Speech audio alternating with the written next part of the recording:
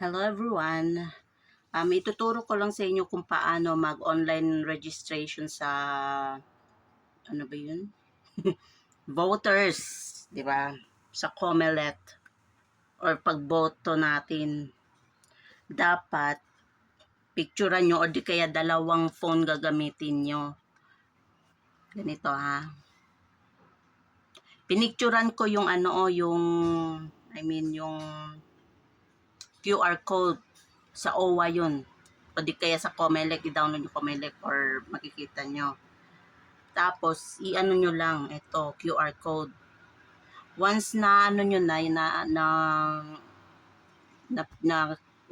picture na nyo na, or na-scan nyo na, dito manggagaling. Ito, papasok agad siya sa pag-registered.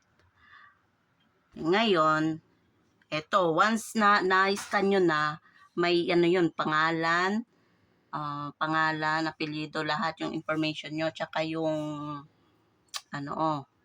number, tsaka yung Gmail nyo. Ngayon, papasok siya dito.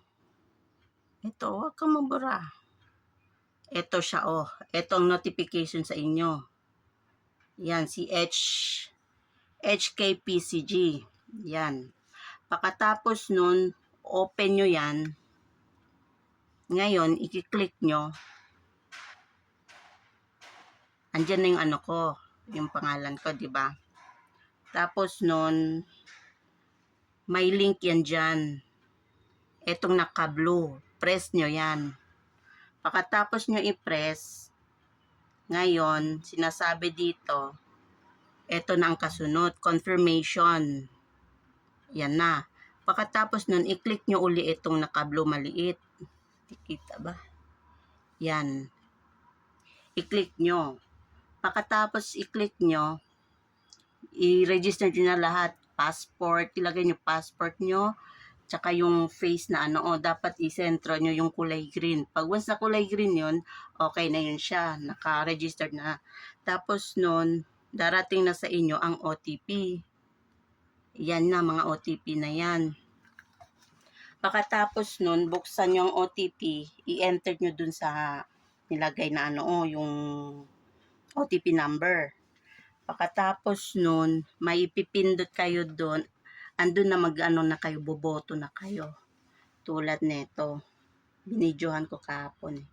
Kahapon ginawa ko, kaso andito si Amo. Di ko na di ko na tuloy. Ito ang sample. Pag once na pindot nyo. Senators lang at saka yung mga